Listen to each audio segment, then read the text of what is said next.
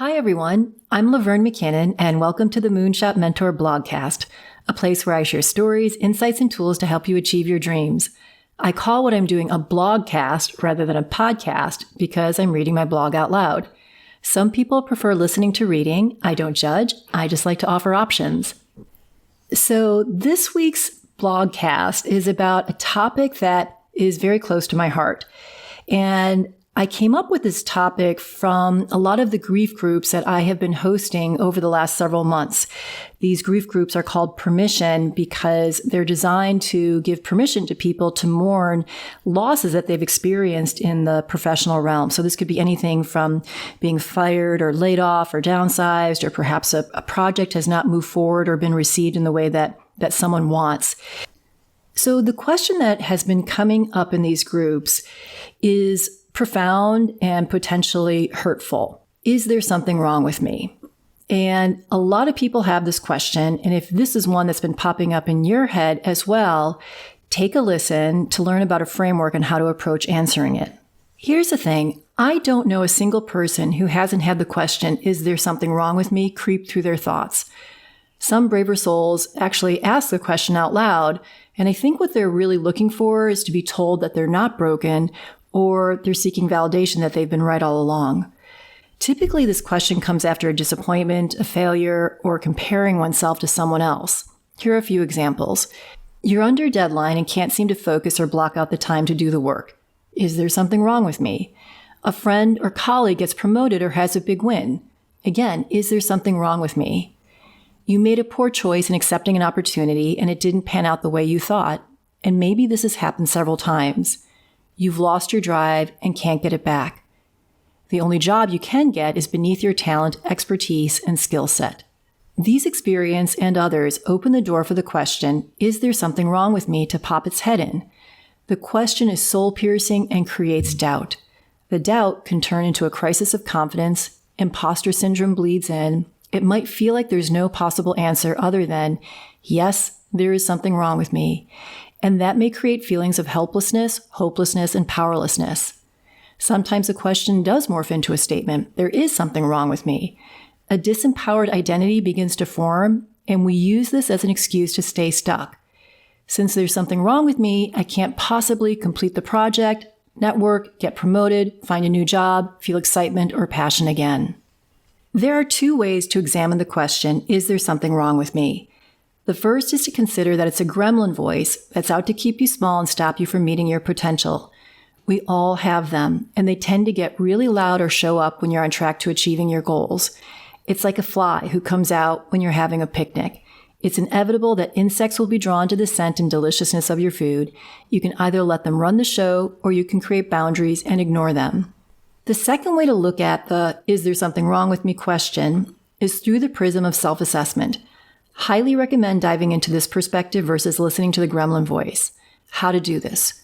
First, change out the question to one that is empowering. What's the data that supports the idea that something is truly wrong? What needs to be course corrected? Where is there room for improvement? Second, grant yourself grace and give yourself permission to feel sad, bad, angry, or upset. Then dig for what's underneath that. What values have been stepped on as a result of what happened? Third, look at your side of the equation and what's within your control. Is there room for improvement? Can you work on your executive functioning skills? Can you create accountability? Can you seek out a mentor? Can you find unhealthy patterns? Here's an example from my life to bring these 3 steps alive. When I was promoted from working in children's programming into working on primetime shows like The Nanny and Early Edition, I had a lot of people who really supported me. And there were also several people who were skeptical of my skills transferring to a different day part. This manifested when I would walk onto a set, which was part of my job, and the other executives who were there would literally turn their backs on me, form a circle, and ignore me. I believed that there was something wrong with me because I struggled to be accepted and to find a sense of belonging. Eventually, I was able to ask myself a more helpful question other than, is there something wrong with me? The question became, who do I want to be? I didn't want my words and actions to change negatively as a result of how I was being treated. I didn't want others to be in control of how I walked through life. So I chose to honor my values of professionalism, being on time and prepared, and kindness, because I never really know what challenges other people are facing. Changing out the question, though, didn't change the fact that my feelings were hurt by people turning their back on me. I felt sad, dismissed, and that I wasn't worthy. In speaking with my friends, they validated my feelings, and that helped a lot. I was able to acknowledge that other people's words and actions impacted me, and I got some TLC. With my emotional boo-boo having been tended to, I was able to recognize that several of my key values were being stepped on by some of the people I was working with. Inclusion, belonging, support, equality. The next step was to look at my side of the equation and see what I needed to do to course correct.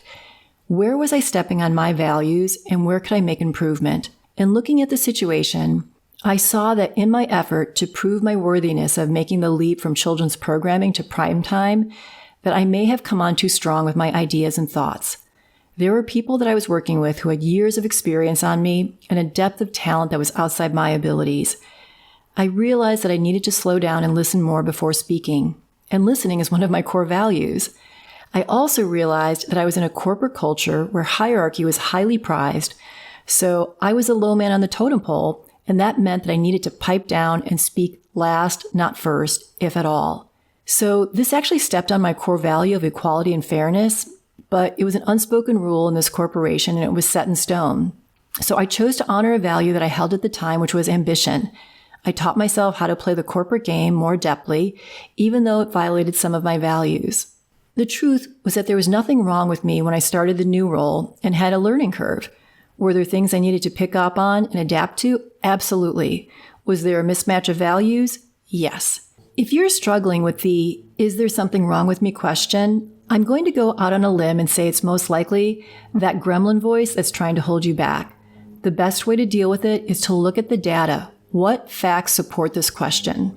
I believe we all have room for improvement, but it doesn't mean that there's something wrong. It simply means that we are dynamic, complex beings who are constantly reacting, responding, and adapting to new experiences. Grant yourself grace to feel your feelings and to be on a learning curve. If you're in the "is there something wrong with me" headspace, what's triggered that question? Drop me a comment or reach out to me at moonshotmentor.com or follow me on social media at Moonshot Mentor on Instagram, Facebook, and YouTube. And please subscribe. It will really help me hit my moonshot. I'm getting closer. I so appreciate everyone who's subscribed so far, but I need more of you. Thank you so much for listening.